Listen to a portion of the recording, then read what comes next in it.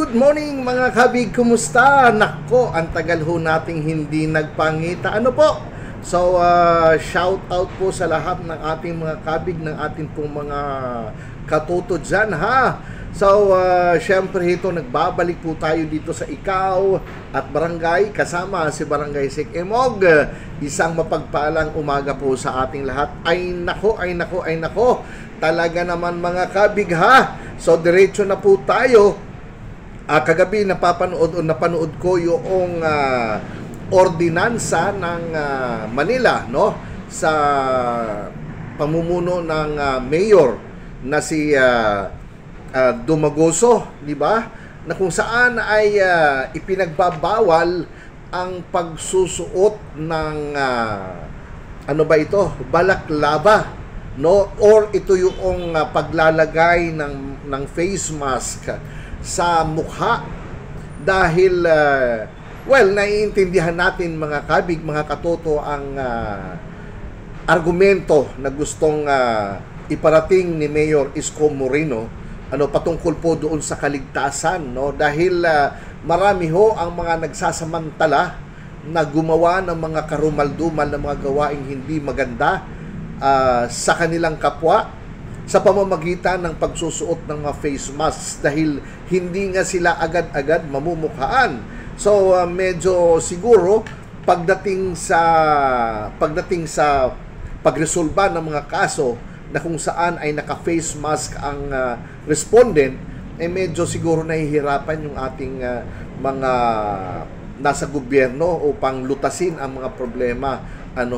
So kaya nga't nagpasa ng ordinansa ang Manila, no, sa pangunguna ni Mayor Isko Moreno, Ordinance number 9134 patungkol sa anti-baklava and other face coverings ordinansa Maynila. So yun nga, dahil gustong maging maganda, no, maging maayos yung sitwasyon na hindi sasamantalahin itong mga taong nagpapanggap sa likod ng maskara upang gumawa ng mga karumaldumal na gawain. So may maipupulot, may dulot namang kabutihan. Actually, mas malaki ang bahagi ng kabutihan na tama din naman.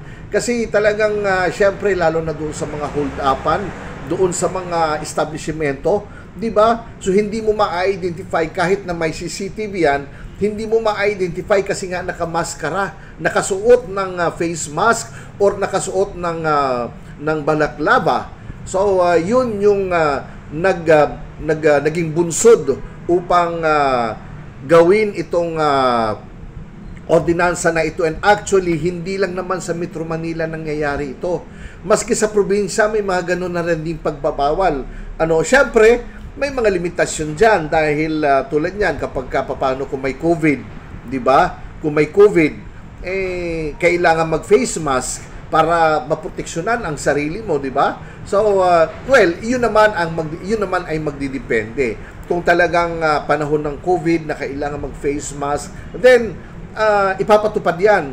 Pero kung normal naman ang sitwasyon, wala namang COVID or wala namang sakit na nakakahawa, mga virus na pwede mo makuha malanghap sa pamamagitan ng hangin, so kailangan o obligado kang magsuot ng face mask.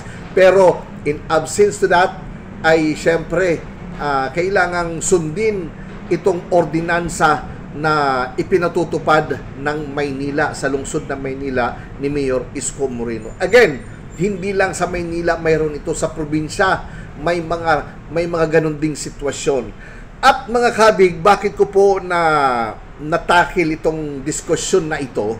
Dahil ngayon lamang nag-scroll ako dito sa aking desktop, nabasa ko naman itong news na isang Australian senator naman mga kabig ang sinuspende sa loob ng 1 taon sa pagsusuot ng burqa.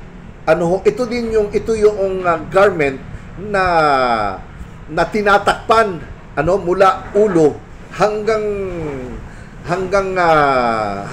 tuhod, Ito yung garment na sinusuot actually ng mga Muslims So, itong Australian senator ay si Pauline Hanson, 71 years old, ay pinarusahan no na hindi makapag-participate ng mga parliament hearings at suspendido siya for 1 year.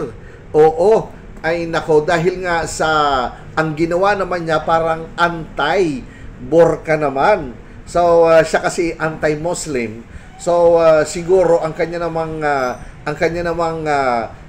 pinaglalaban dito, yun nga yung wearing of masks na natatakpan ang mukha at hindi mo na ma-recognize. Pero wala tayong magagawa kasi ito naman since the very beginning, ito na talaga yung sitwasyon na ipinatutupad. Customary na ito ng Muslims. Which is against naman si Parliament Senator Pauline Hanson, mga kabig. Hindi ko alam kung ito ay ito ay nagkataon lang. Ito'y nagkataon lang sa Maynila, bawal ang face mask at ganun din naman itong si Borka na against anti-Muslim na nagsuot siya ng burka na hindi naman pinayagan ng parliament sa Australia dahil nga parang paglabag sa, 'di ba, sa customary ng mga Muslims. Parang sabi naman ni Pauline, ni Pauline wala namang tawag nito. Wala namang kautusan na dapat ganito dapat ang kasuotan natin. Wala namang sinasabi diyan. So karapatan niya na magsuot kung ano ang gusto niyang isuot. Ang problema nga lang, syempre, yung mga pro-Muslims parang tawag nito, parang iba yung pahiwatig na gustong iparating nitong si Pauline Hanson doon sa sitwasyon yan, doon po sa Parliament ng Australia. Hay nako. Talaga naman, mga kabig, kung may komento po kayo, mag-comment po, mag-like, mag-share, mag-follow, at higit sa lahat ay mag-subscribe dito sa Ikaw at Barangay kasama si Barangay Sek Emog. Maupay nga aga haaton nga tanan.